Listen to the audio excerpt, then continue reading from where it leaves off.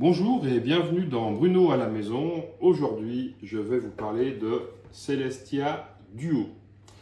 Celestia Duo, c'est un jeu à deux joueurs dans l'univers de Celestia, mais voilà, la différence, c'est que là, c'est un jeu coopératif. On va jouer tous les deux ensemble contre le méchant pirate qui est ici. On va retrouver ce qui fait l'esprit de Celestia, c'est-à-dire un jeu de stop ou encore, mais là, au lieu de jouer contre l'adversaire, on va prendre des risques ensemble. Comment ça se passe? Ici, vous avez un matériel que j'ai déjà assemblé, c'est-à-dire que les deux joueurs possèdent un navire, qui est ici, un bateau, sur lequel, en début de partie, on va choisir au hasard un des trois ponts qu'on va mettre ici.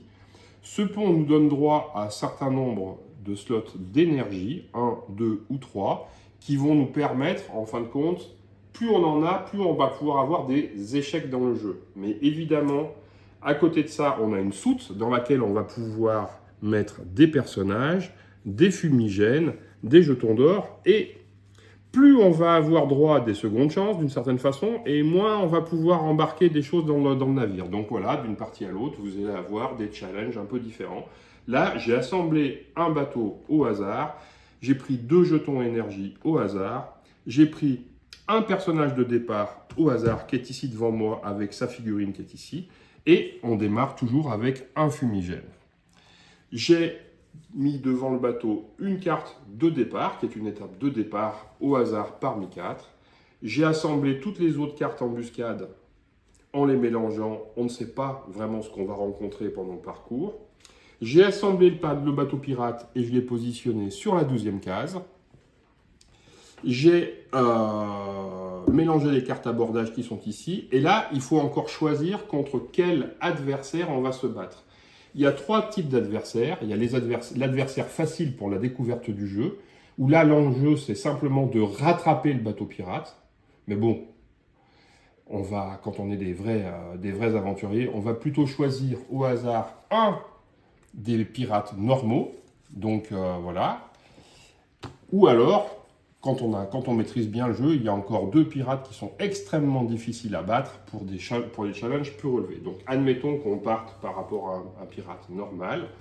Ce pirate normal nous indique que celui-ci, à chaque fois qu'on va obtenir on verra comment ça se passe, qu'on va obtenir un drapeau pirate, il va nous retirer une pièce d'or et le bateau pirate va avancer d'une case. Donc ça, c'est quelque chose qu'il faut évidemment éviter.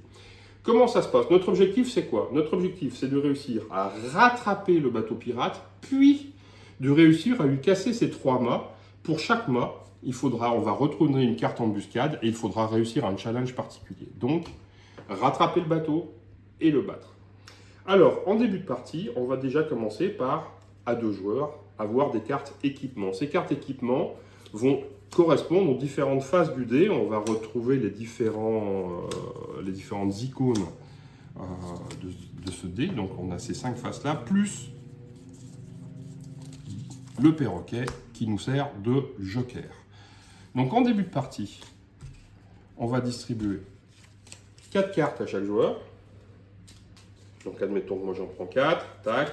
Mon partenaire en a 4 et on va en mettre carte visible au centre qu'on va se partager. Comment est-ce qu'on se partage? Il faut savoir que c'est un jeu à communication restreinte, c'est-à-dire qu'en aucun cas je ne peux communiquer sur ce que je possède en main, ni de façon directe, ni de façon indirecte, sauf à des moments particuliers qu'on verra pendant la partie. Par contre, on peut discuter des choix qu'on va faire. Et donc là, on va dire, bah tiens, on va choisir alternativement, moi je souhaite prendre celle-là, lui va peut-être prendre celle-ci, tac, moi je vais prendre celle-ci, lui va prendre celle-ci, et la partie peut commencer. Alors, au début de la partie, forcément, j'avance du nombre d'hélices qui est indiqué sur ma carte, donc j'avance de une case. Une case, ça vient ici, je retourne cette carte-là, j'avance le navire dessus, et là, ça me donne le challenge que je dois réaliser. Là, ça m'indique que je n'ai pas à lancer les dés, que je vais prendre 3 dés et que je vais les mettre directement sur ces 3 faces-là. Et ensemble, on doit réussir à battre ces dés-là. Pour réussir à battre un dé, il faut soit mettre une carte de la couleur correspondante, soit mettre par exemple, 2 cartes identiques qui permettent de faire n'importe quelle face, ou alors on peut faire un joker qui permet de faire ce qu'on veut. Donc là, on va le faire alternativement. Le capitaine va choisir qui commence. Est-ce que c'est moi en tant que capitaine ou est-ce que c'est mon partenaire? Par contre, là, on peut se dire, est-ce que tu préfères commencer? Est-ce que je préfère commencer, etc. Donc, admettons que je commence. Je fais ça, par exemple, pour battre ici. Lui, je vais jouer pour lui. On va regarder ses cartes. Ben, regarde, c'est un exemple vachement intéressant parce qu'il s'avère que lui, il n'a pas de violet. Donc, du coup, peut-être qu'il va dire, ah ben, je joue vert. Mais par contre, moi, je ne sais pas, je ne connais pas ses cartes, hein, normalement. Et là, c'est encore à moi. Pim, on bat le truc. Là, on est super content. On a terminé. Ces cartes sont défaussées. Et là, maintenant, on va bénéficier de la récompense. La récompense qui est ici, qu'est-ce qu'elle nous dit? Elle nous dit que là, on a le droit de se parler. On a le droit de chacun dire une chose. Par exemple, moi, je pourrais dire à mon partenaire, je n'ai plus de cartes, je n'ai plus de canon. Et peut-être que mon partenaire, lui, il va regarder ses cartes et puis il va me dire, ben, j'ai pas de canon non plus. Donc là, ça nous donne une indication. Ensuite, on va se partager, grâce à cette carte ici, 2 cartes équipement face visible. Là, pareil, qui choisit en premier, etc. On peut se définir, bah tiens, moi je vais prendre celle-ci, lui va prendre celle-là. Tac. Et là, ça veut dire que potentiellement, on avance de 3 cases. Donc là, j'ai le choix soit d'avancer, soit de faire étape. Si j'avance, ça veut dire qu'il va falloir forcément réussir à combattre la prochaine étape. Sinon, ben, si on trouve que c'est trop risqué, on peut faire étape, on verra. Mais par contre, le bateau pirate va avancer. Là, on va se dire, on a encore beaucoup de cartes, on avance. Donc là, j'avance de 3. 1, 2, 3. Je révèle l'étape qui est ici. Et ça permet d'aller jusque dessus. Donc là, je vous remontre comment ça se passe. Sur cette étape ici, ça nous dit que je dois combattre un drapeau comme ça, et 2 dés que je lance. Alors là, ça me fait finalement 2 drapeaux et un symbole rouge.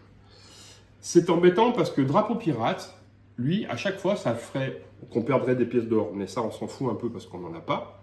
Mais ça ferait avancer le bateau de 2 cases, donc ce qui rendrait notre challenge plus compliqué. Donc là, j'ai encore 2 alternatives.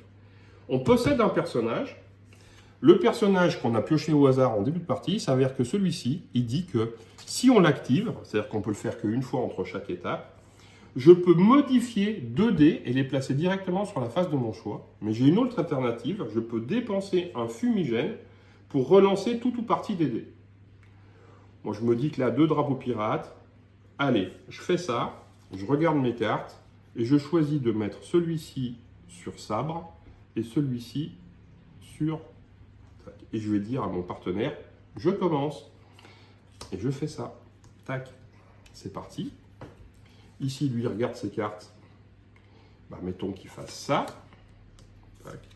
C'est à moi. Là, bah, moi, je vais être obligé de jouer le joker pour faire ceci. Donc là, à nouveau, l'étape est réussie. Ces cartes-là sont défaussées. On bénéficie à nouveau de l'effet qui est ici, qui est qu'on peut se parler. Là, je vais dire, ben, j'ai pas de rouge, par exemple. Donc, rouge, c'est j'ai pas de pistolet. On gagne une pièce d'or qu'on vient mettre dans la soute. Si jamais il n'y avait plus assez de place, ben, on choisirait qu'est-ce qu'on garde et qu'est-ce qu'on jette. D'accord? Et puis, voilà. Et là, on pourrait choisir soit d'avancer de 3 cases, soit de faire étape. Alors, juste pour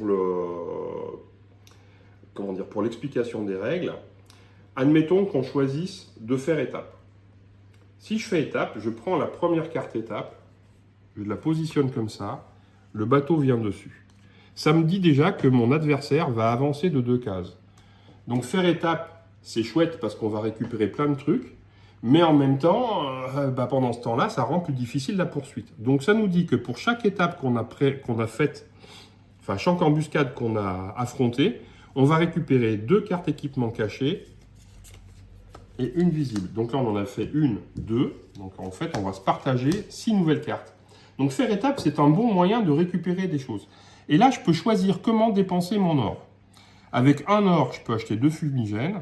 Avec un or, je peux acheter une carte face visible supplémentaire. Et là, sur cette étape-là particulière, je ne peux pas réactiver mon personnage, c'est interdit. Bah, admettons que je dépense un or. pour acheter 2 fumigènes qui vont me permettre de faire des relances de dés plus tard. D'accord? On se partage ces cartes-là, pareil, on le fait un par un. Moi, je prends ça, il prend ça, je prends ça, il prend ça, je prends ça, il prend ça. Tac. Le capitaine change de main, c'est mon partenaire qui devient capitaine. Le personnage, celui-là, on n'a pas pu le réactiver, c'est dommage. Et on réavance de une étape. Ici, on va à nouveau continuer, etc., à tenter d'avancer pour rattraper l'adversaire. Qu'est-ce qui se passe si à un moment donné, je suis sur une étape et puis qu'en fait, on échoue? C'est-à-dire qu'en fait, on ne réussit pas à battre tous les dés qui sont ici. Eh bien, on n'a encore pas perdu. On va dépenser un jeton énergie. Sur ce jeton énergie, ça nous indique quels sont les gains associés.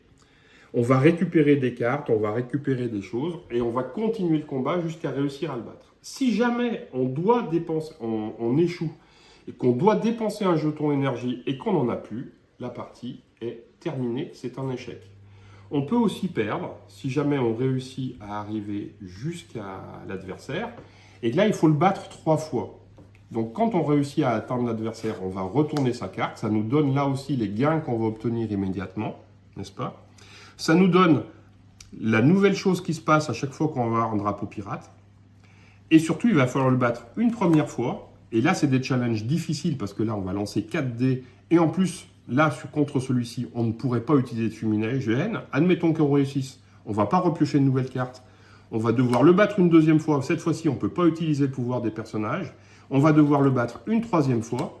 Et là, on ne pourrait pas à nouveau utiliser de fumigène, etc. Et si on réussit ce challenge, la partie est gagnée. Donc, voilà comment ça se passe globalement, une partie de Celestia Duo. Des vrais choix. Il faut savoir se comprendre sans se parler vraiment tout le temps. Il va falloir jouer ses cartes astucieusement parce que selon comment on les joue, ça donne aussi des indications sur ce qui nous reste en main, sur ce qu'on n'a pas en main. On va faire des choix par rapport à ce qu'on va garder dans nos soutes. Et puis, au fur et à mesure, on peut augmenter le challenge. C'est-à-dire que là, au départ, je vous expliquais que le bateau pirate démarrait sur la 12e carte. On peut choisir, une fois qu'on a de l'expérience, de partir sur la 13e, sur la 14e, sur la 15e. Donc, on peut choisir des challenges de plus en plus difficiles et avec des pirates de plus en plus difficiles. Donc, de quoi renouveler les parties. Et puis, maintenant, j'ai envie de dire, à vous de jouer.